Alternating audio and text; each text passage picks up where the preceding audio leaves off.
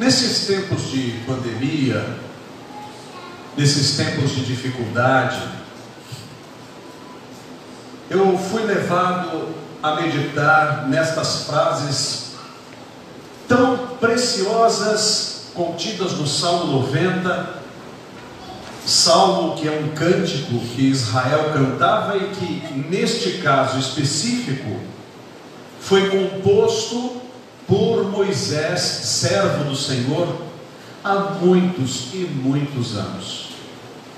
Mesmo quando Israel cantava esses cânticos no templo de Jerusalém, já era uma obra antiquíssima.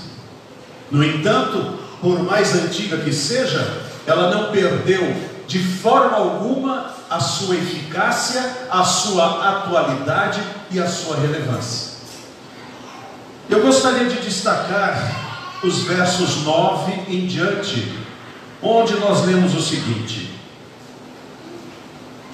pois todos os nossos dias se passam na tua ira, acabam-se os nossos anos como um breve pensamento. Os dias da nossa vida sobem a 70 anos, ou em havendo vigor a 80. Neste caso, o melhor deles é canseira e enfado, porque tudo passa rapidamente e nós voamos. Quem conhece o poder da tua ira e a tua cólera, segundo o temor que te é devido? Ensina-nos a contar os nossos dias, para que alcancemos corações sábios. Quando Moisés escreveu este salmo, o povo de Israel estava no deserto. Havia saído do Egito e caminhava muitas vezes em círculos, por culpa deles mesmos, porque Deus havia mostrado tantos milagres, tantos sinais, tantas maravilhas de sua presença com o povo de Israel, mas este ousava manter-se sempre afastado da verdadeira fé, da verdadeira adoração e da verdadeira confiança e compromisso com Deus. Ali, Deus ainda os protegia e lhes dava o pão de cada dia, que era o maná, que eles comiam e com ele se fortaleciam ao longo de suas vidas. Infelizmente, por culpa de Israel, que ousava não acreditar mesmo vendo sinais, eles foram condenados a morrerem no deserto, por culpa da incredulidade, porque tiveram medo de conquistar a terra prometida, e medo principalmente porque diziam: vão matar os nossos filhos. Mas Deus disse: os filhos que vocês disseram que serão mortos pelo inimigo vão entrar na terra e vão conquistá-los, mas vocês que temeram e não confiaram em mim vão ficar estirados neste deserto ardente. Então era uma situação bastante peculiar quando Moisés escreveu esse texto. E ele avalia a vida de um ser humano que não mudou muito daqueles dias para os dias atuais. Ele diz o seguinte, que a nossa vida, ela é como uma neblina, como um breve pensamento.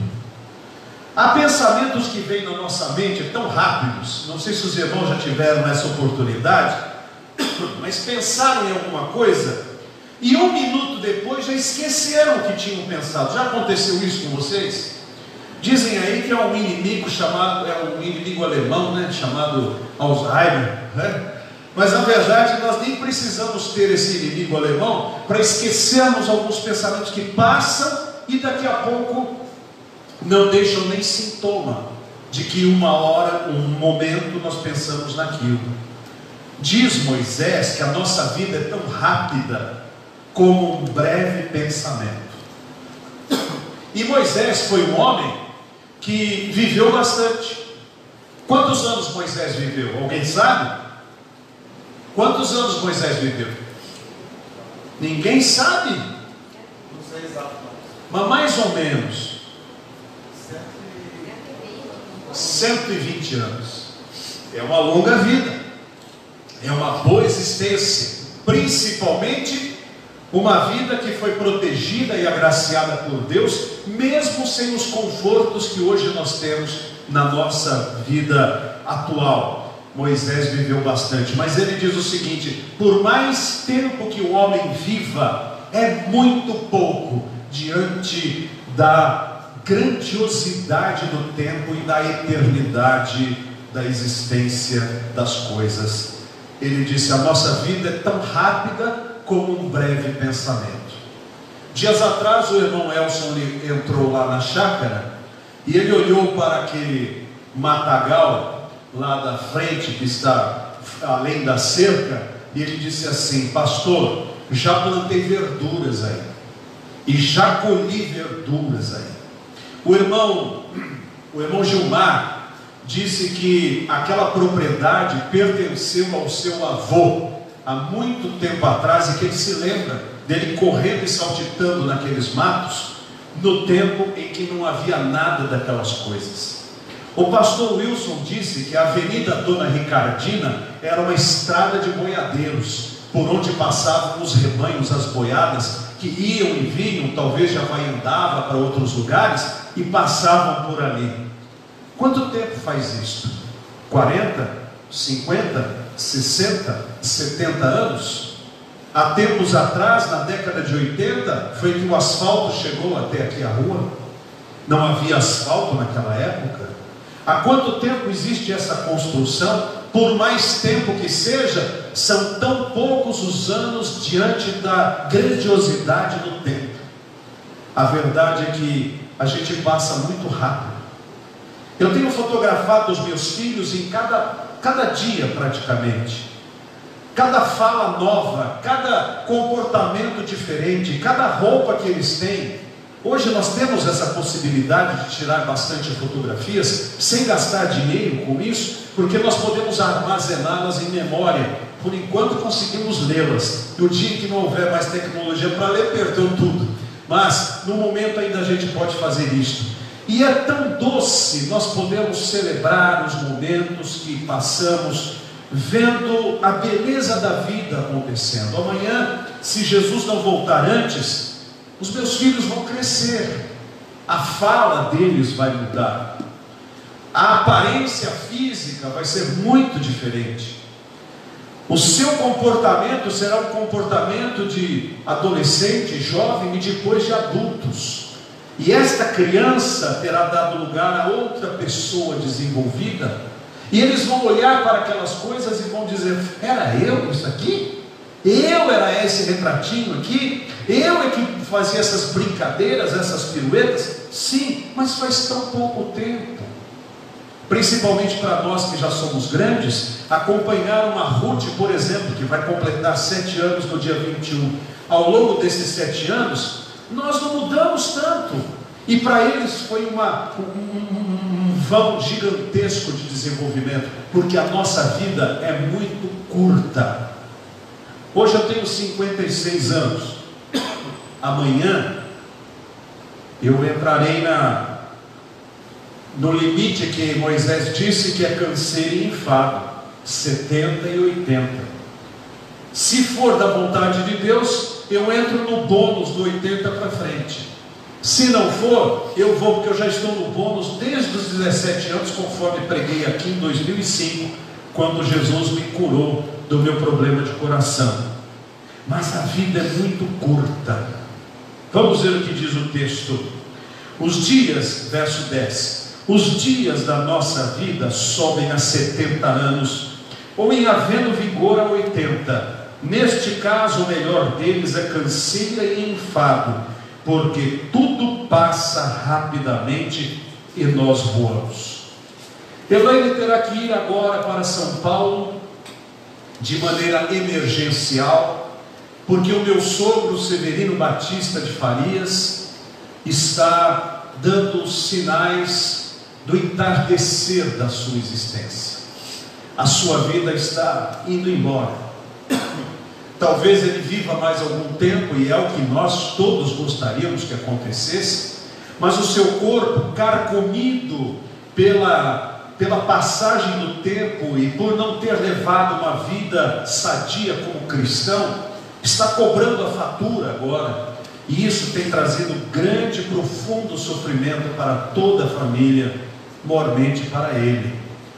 A vida chega um momento em que vai embora.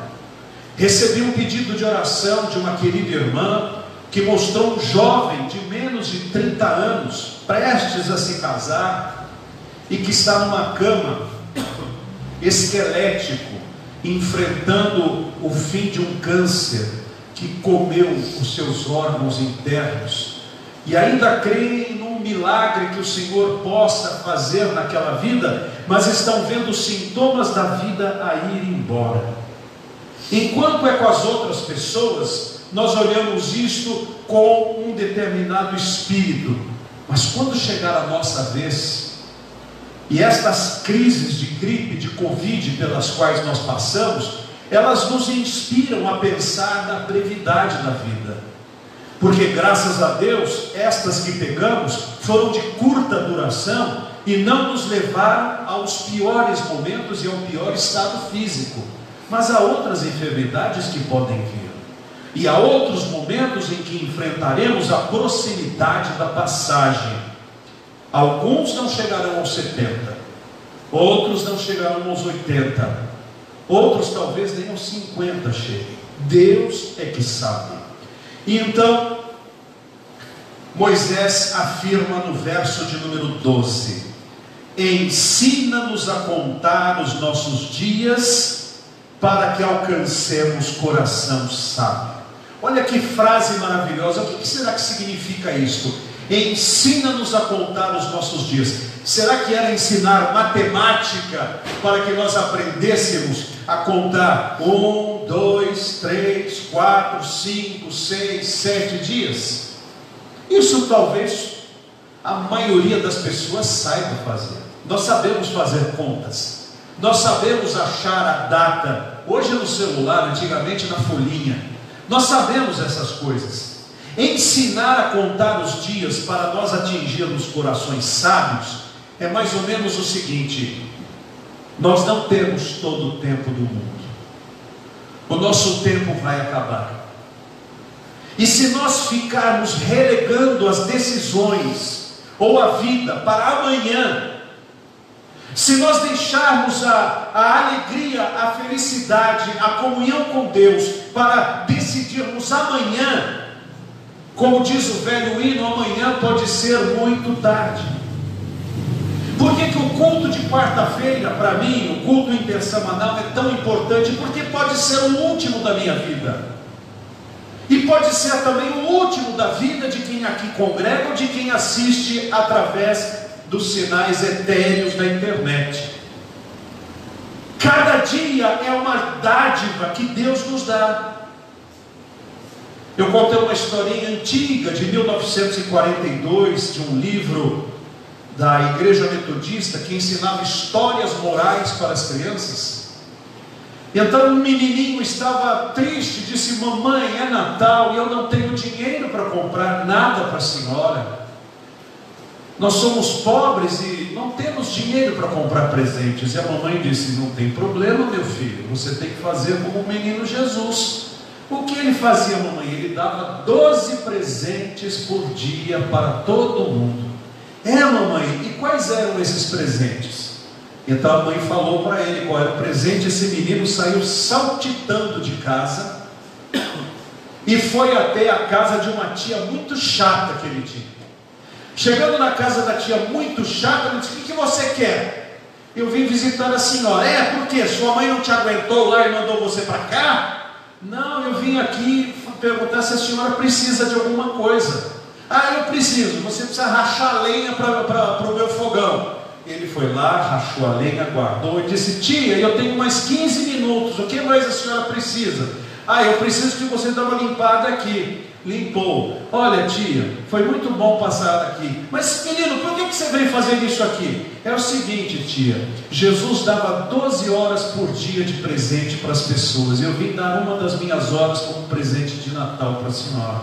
Ô menino. Aí a tia pegou, deu um bolo para ele, falou: leva para comer em casa também. E quando você quiser me dar algum presente, pode vir.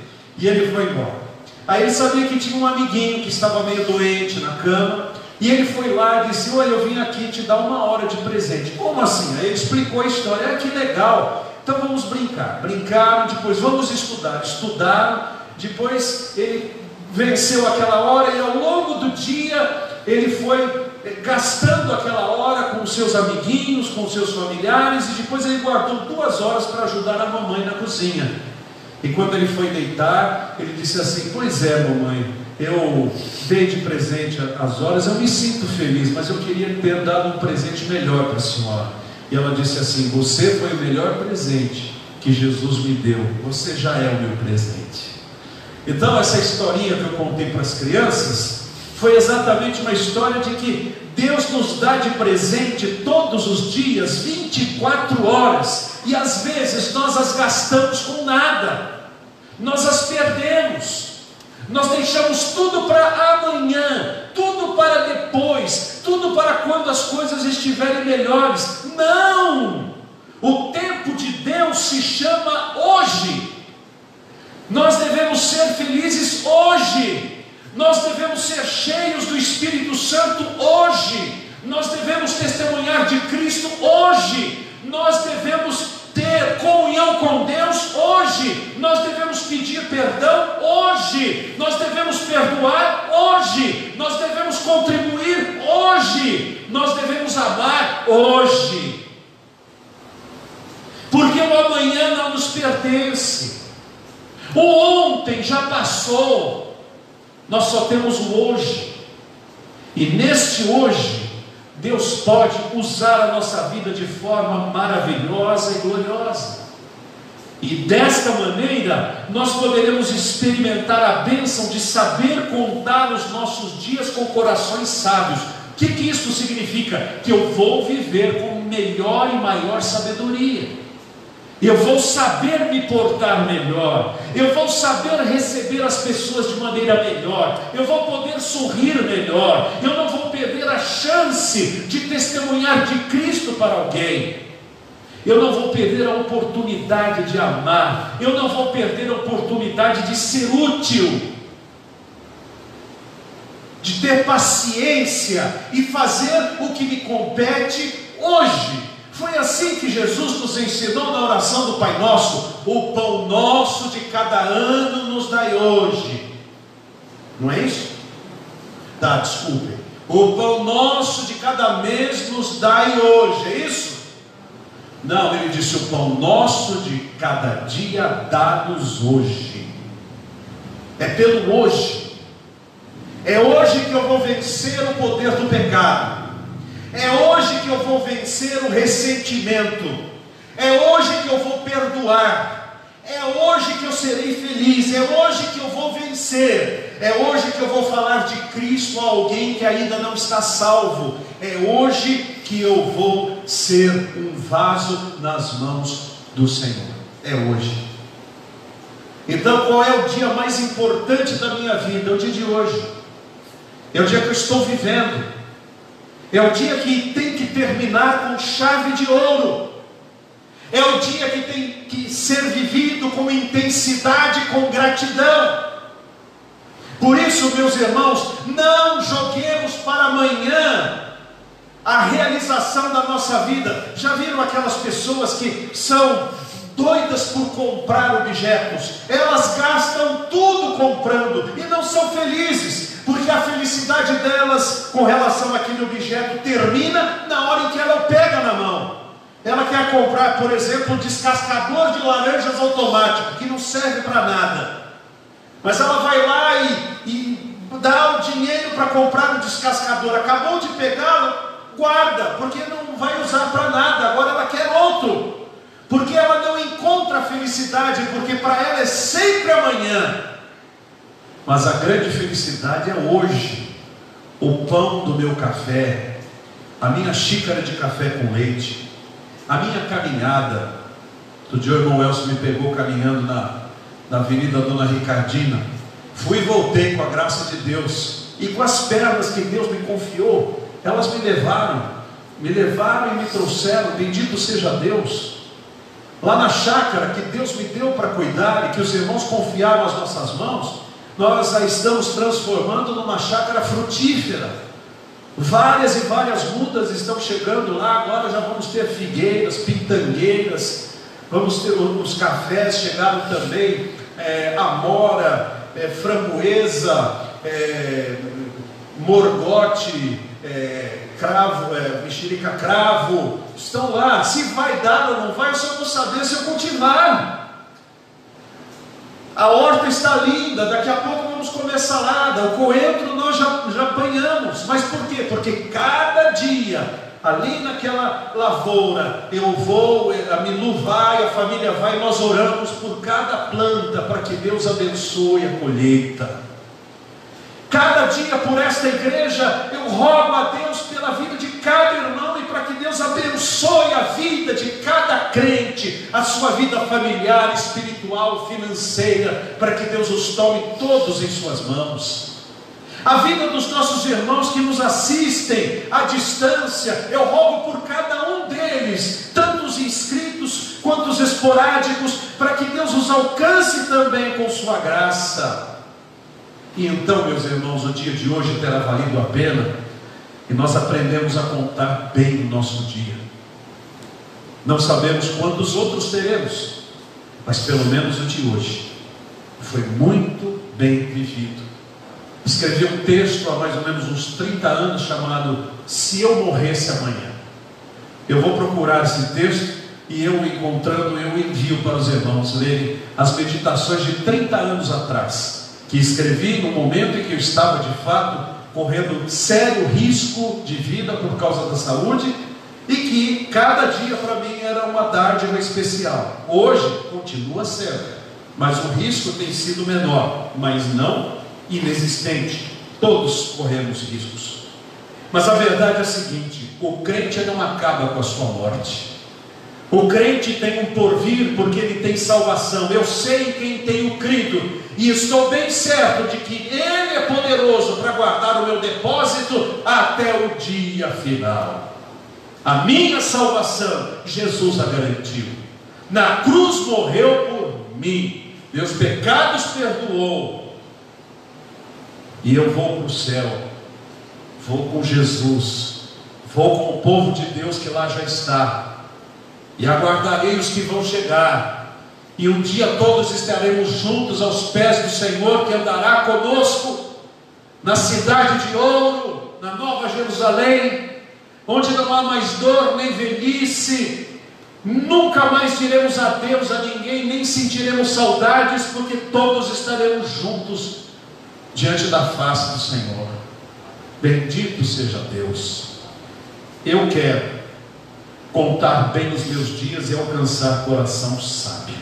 Você também quer? Que Deus assim nos ajude a fazermos e a sermos um vaso de bênçãos nas mãos do Senhor.